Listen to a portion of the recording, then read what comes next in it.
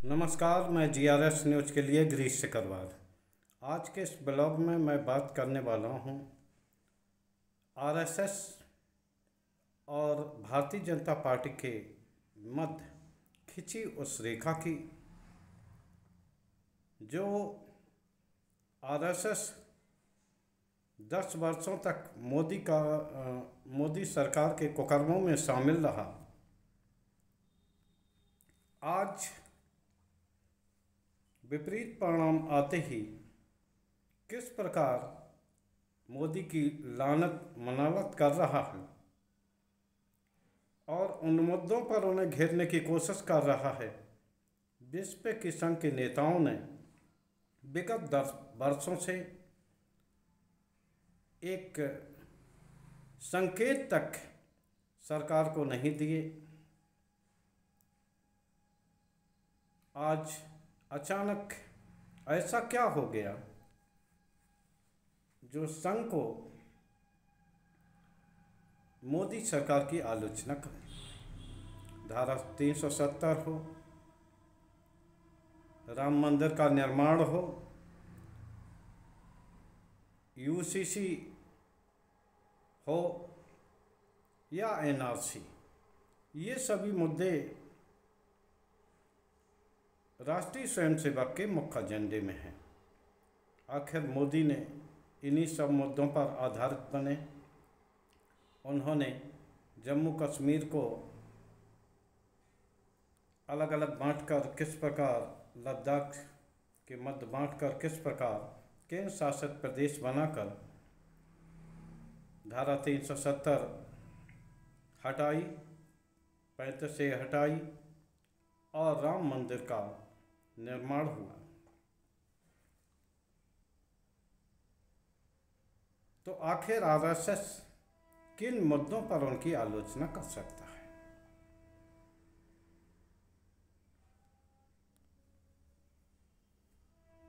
राष्ट्रीय स्वयंसेवक की भूमिका तो तब समझ में आती जिसको लेकर संघ प्रमुख मोहन भागवत का बयान काफ़ी चर्चित रहा, जिसमें उन्होंने मणिपुर को हो रही हिंसा को लेकर सरकार को कटघरे में खड़ा किया। वो प्रश्न आज का नहीं है कि मणिपुर जल रहा है।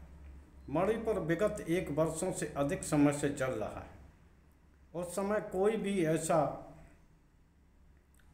संकेत राष्ट्रीय स्वयंसेवक की तरफ से नहीं हुआ, ना ही कोई ऐसी सलाह भारतीय जनता पार्टी को दी गई कि वो मणिपुर में जाएं। उस समय कर्नाटक में चुनाव चल रहे थे और पूरी सरकार और राष्ट्रीय स्वयंसेवक संघ के कार्यकर्ता कर्नाटक चुनाव जीतने में लगे हुए थे।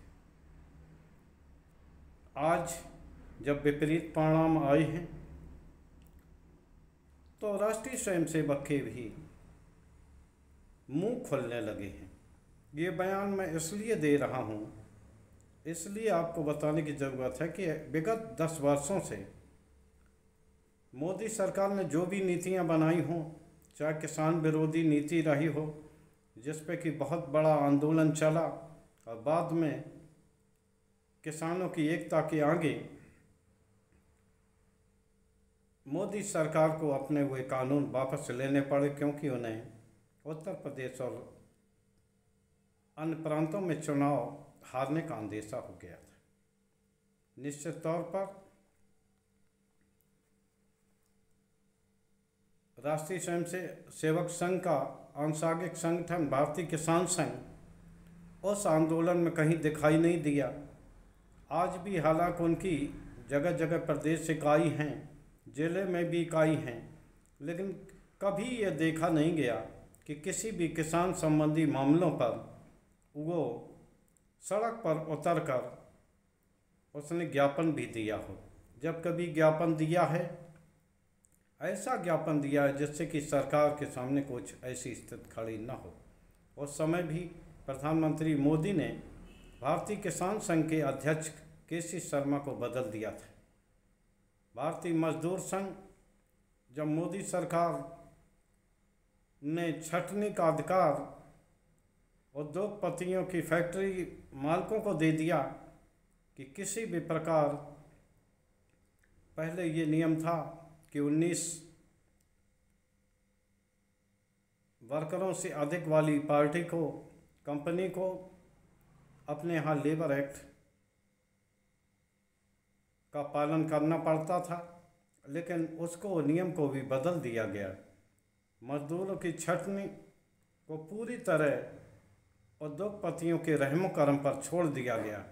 लेकिन आरएसएस का संगठन भारतीय मजदूर संघ भी चुपचाप बैठा रहा। मणिपुर की घटना का मैंने जिक्र कर ही दिया। राम मंदिर में जिस समय प्राण प्रतिष्ठा करनी थी, उस समय शंकराचार्य जी ने भी अपूर्ण मंदिर में प्राण प्रतिष्ठा का विरोध जताते हुए उसे धर्म के विरुद्ध बताया था, धर्म सम्मत नहीं बताया था। उस समय तो राष्ट्रीय स्वयंसेवक, यहाँ तक कि संघ प्रमुख ने कुछ नहीं कहा, क्योंकि उनको आशा थी कि राम मंदिर के सहारे वो 400 पार के नारे में सफल हो जाएंगे और उनकी सरकार बनेगी। खुद भी उस आयोजन में शामिल रहे। उस समय भी अवसर था संघ के समय कि वो ये कहते कि शंकराचार्य जी जो कह रहे हैं, जबकि उस समय भी शंकराचार्य धर्मगुरु के खिलाफ भी काफ़ी बयान भारतीय जनता पार्टी के छुटवैया नेताओं की ओर से दिए गए थे। यहाँ तक कि बड़े बड़े प्रवक्ता भी पार्टी के इस पर सवालिया निशान खड़े करते थे। जब प्रधानमंत्री मोदी ने खुद को भगवान घोषित किया, ईश्वर का भेजा दूत घोषित किया, उस समय भी आरएसएस ने उन्हें कोई सलाह नहीं दी। चुनाव अभियान के दौरान जिसको लेकर भागवत ने ये कहा कि विरोधी दल को प्रतिपक्ष कहा जाना चाहिए, और उन्होंने भी देश की उन्नति में योगदान दिया है, उनके साथ दुश्मनों जैसा व्यवहार नहीं होना चाहिए। तो जब भारतीय जनता पार्टी के लोकसभा अध्यक्ष ओम बिरला ने संपूर्ण विपक्ष के 146 करीब 150 सांसदों को निकाल दिया, यहाँ तक कि प्रश्न पूछने पर लोगों को जेल में डाला गया, सदस्यता खत्म की गई, तब इसी आरएसएस का मुंह नहीं खोला। आज जानकारी मिल रही है कि संघ के बड़े पदाधिकारी राष्ट्रीय मुस्लिम मंच के संरक्षक इंद्रेश कुमार ने जो बयान दिया था अहंकारी और रामद्रोही करके, उससे उन्होंने पलड़ा झाड़ लिया है।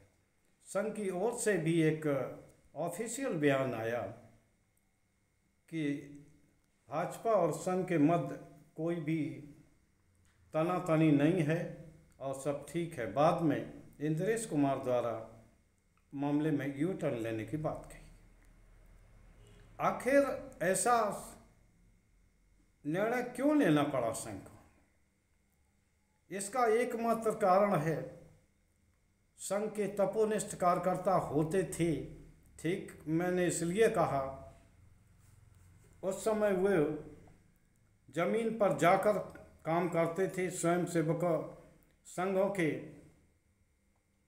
आवास पर जाकर उनके साथ भोजन करते और उनके दुख सुख की चिंता करते थे। विगत 10 वर्षों से भारतीय जनता पार्टी के ऑफिसों की तरह संघ के प्रत्येक जिले में ऑफिस की स्थापना हुई है। सुविधायुक्त ऑफिस में एसी और वाहन आदि की व्यवस्था भी है, और यहाँ तक कि देश की राजधानी दिल्ली में भी इनके आंशिक संगठनों के बड़े बड़े कार्यालय, सेवा भारती कहिए, भारतीय किसान संघ, इनके बड़े बड़े सुविधायुक्त कार्यालय हैं। आज संघ के प्रचारक कहिए, जिनका कि काम सिर्फ फील्ड में रहना था, वो भी आजकल सत्ता की चाटकारता करते हुए दिखते हैं। अब उन्हें कार्यकर्ताओं की, स्वयं सेवकों की परेशानी की चिंता नहीं रहती है। अब उन्हें यह रहता है कि किस तरह सत्ता की मलाई में अपने खाने का जुगाड़ किया जाए। निश्चित तौर पर मोहन भागवत ने जो बातें उठाई हैं वो समसामयिक तो हैं, लेकिन ये आखिर इन समसामयिक बातों को कहने के लिए संघ को आखिर 10 वर्ष का समय क्यों लगा? उन्होंने उस समय आखिर प्रधानमंत्री को क्यों नहीं रोका, जब प्रधानमंत्री बीच चुनाव में मंगलसूत्र, मटन, शमशान, कब्रिस्तान जैसे मामलों का जिक्र करके एक धर्म विशेष के लोगों को टारगेट कर रहे थे, जिनको कि कई बार आरएसएस ने मुसलमानों का और अपना डीएनए एक बताया है। यहाँ फिर से सवाल उठता है कि उस समय आखिर आरएसएस प्रमुख मौन क्यों थे? निश्चित तौर पर संघ के जो कार्यकर्ता सुविधाभोगी हो गए हैं और अब उनमें अपनी सही बात कहने का भी मादा नहीं बचा है, क्योंकि जिस तरह इंद्रेश कुमार ने कल अयोध्या और राम मंदिर राम पर जो बयान देकर सुर्खियां बटोरी थी मीडिया की, आज वो अपने बयान से फिरते हुए दिखाई दे रहे, क्योंकि उनमें सही बात कहने का मुद्दा नहीं रहा। रही संघ की शाखाओं की बात, जहाँ की दिल्ली में सुविधायुक्त ऑफिस बने हैं संघ के, वहाँ भी अब नाम मात्र की शाखाएं दैनिक रूप से राष्ट्रीय स्वयंसेवक संघ की लगती हैं।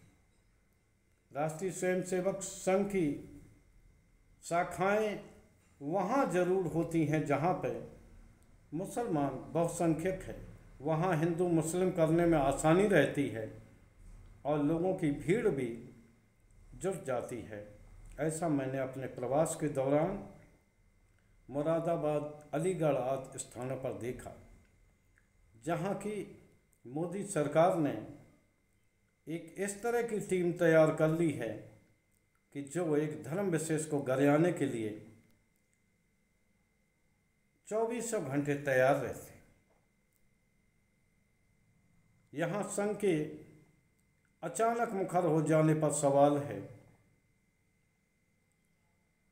हालांकि संघ की एक बहुत बड़ी बैठक केरल में होने जा रही है। एक तरह से ये समन्वय बैठक होगी जिसमें संघ के सभी राष्ट्रीय पदाधिकारी और भारतीय जनता पार्टी के भी राष्ट्रीय पदाधिकारी इकट्ठे होंगे। केरल में 31 जुलाई से 2 सितंबर तक आयोजित 3 दिवसीय बैठक में क्या होगा ये देखने का विषय होगा। लेकिन जिस तरह से इंद्रेश कुमार ने पलटी मारी है, मुझे कोई भी आशा नहीं है कि राष्ट्रीय स्वयंसेवक संघ मोदी से आँख में आँख मिलाकर कुछ कह पाएंगे। यहाँ तक कि जब मोदी ने पहली बार राष्ट्रीय स्वयंसेवक के आनुषंगिक संगठनों में घुसपैठ की थी, उनके पदाधिकारियों को हटाया था, वो अच्छा अवसर था कि उस समय वो अपना विरोध जताते तो संभवतः आज खुलकर संघ प्रमुख को बोलने की आवश्यकता नहीं पड़ती। आज के ब्लॉग में बस इतना ही। जय हिंद, जय भारत।